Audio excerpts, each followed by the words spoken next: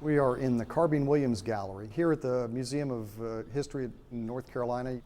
We have many stories here at the museum, and this is one of our more unusual.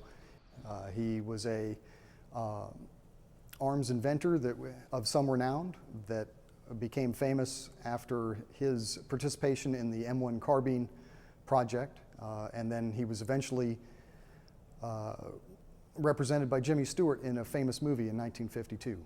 We have the guns that he made in prison, which are kind of unique. All of them are hand done. We also have the entire shop taken from his backyard in 1971 and set back up carefully, exactly the way it was. We like to think of it set up like he had just left to go to lunch with his wife.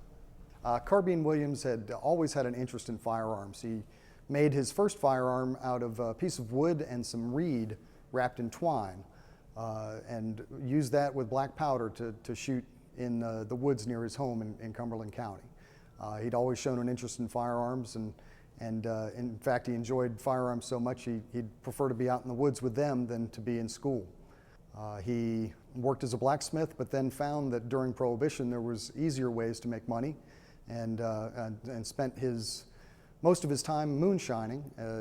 At that time, that was quite a lucrative thing. The Prohibition had just started, and so there was a lot of interest in liquor still. There were certainly a lot of customers in Cumberland County for him. And that was all fine until a fateful day in July of 1921 when there was a raid on his still.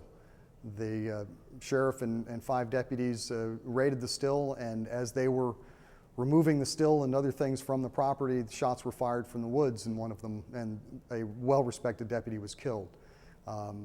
Carbine Williams was charged with that crime, though he denied the killing to his last day. He was convicted, or at least pled guilty of the crime, and then sentenced to 20 to 30 years hard labor. After a few other locales, he ended up in Caledonia State Prison Farm, and this was a very rough farm reformatory. He started there at 21 and continued to serve for 8 years. After a rough start, he found ways to pass the time, or the best way for him to pass the time was to think about his interest in guns. He first started out just picturing mentally the guns that he had worked on, and mentally taking them apart and rebuilding them in his mind. And he, over time, felt that he had other ideas about guns and started drawing them down.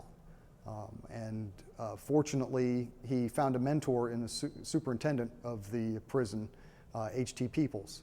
And H.T. Peoples was interested in Williams because he was not the average prisoner. He had mechanical interest and ability. Peoples trusted him to the point where he ultimately became a trustee in charge of the blacksmith shop, where he would fix the farm equipment as well as actually maintain the shackles that were part of the prisoner's equipment. He had always been interested in firearms, and I guess one of the guards found out about this and brought a non-functioning firearm to him. When Carbine was able to fix it, he grew some notoriety at the prison to be able to fix the guards' guns. And over time, through trust, they allowed him to start developing some firearm interests of his own. At first, he kept it hidden, and nobody knew that he was working on them, but at some point, Mr. Peoples realized that he had a true talent of it and allowed him to do it. He spent many a night up late drawing his ideas for guns. In prison is where he actually came up with his ideas for the floating chamber and the short stroke piston, 2 inventions and patents that would serve him quite well in the future. The floating chamber was a process that allowed you to use a smaller caliber cartridge in a large caliber rifle. And this allowed you to have a more economical use of your training time by shooting less expensive ammunition. Well, the short stroke piston was an innovation because it allowed you to use a shorter piece of metal to impart that energy from the firing process, thus lightening the firearm and also making it fire more rapidly. He was not able to patent these ideas while he was in prison, but he was in communications with firearm companies through his mother. He was actually using the correspondences with his family as a means to communicate with these firearms companies. Colt was very interested in what he was doing and actually visited him in prison.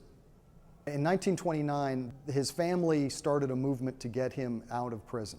The media had gotten some interest in his constructions of firearms in prison. As you can imagine, that was kind of startling for the media to find out that a convicted felon was manufacturing firearms in prison. It certainly wouldn't happen today. But Superintendent Peoples said that he had such confidence in Carbine Williams that if Carbine committed an escape with a firearm while he was at Caledonia prison, that Mr. Peoples would serve the rest of his time himself. His first project was a machine gun project for the Ordnance Department of the Army. The U.S. Army and the Ordnance Department were interested in this project to save money. They were interested in being able to fire low-cost .22 caliber ammunition in their .30 caliber machine guns. He was able to retrofit an existing 1917 machine gun to fire this smaller caliber round, and the Army was so interested that they bought 6 of them. Ultimately, the Springfield Armory manufactured this conversion on a professional and production level. They were doing a great deal of training with these machine guns, and as you can imagine, full-sized ammunition was very expensive even for the day. And to be able to fire a smaller round within the firearm that they actually trained with was a value to them, and they decided that this was something that would be worth pursuing. And calculations came to approximately a $50 million savings in the first year of their training. During Carbine's time with Winchester, he was involved with the M1 Carbine process and invention trial. The Army was faced with a concern of using the full-size Garand for support troops. And this was a significantly heavy rifle and long, and so it was cumbersome for somebody who was working with the artillery or as a medic. And they needed something that was bigger than a pistol that allowed people to have enough range to defend themselves in a crisis situation. They decided that something in the 5 to 6 pound range would be more appropriate for this, and this was the task that they set people on for this carbine project. Ultimately, they were able to turn around a prototype from drawing to finished product in 13 days with Carbine's help.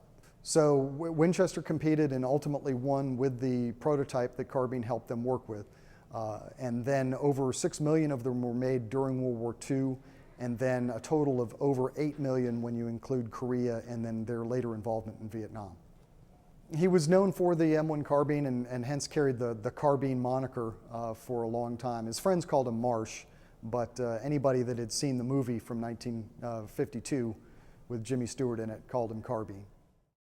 Well, it's a true American success story. If you think about him starting as a convict and moving all the way to respected firearms inventor and then celebrity movie star through his experience with Jimmy Stewart. It really is kind of a neat story.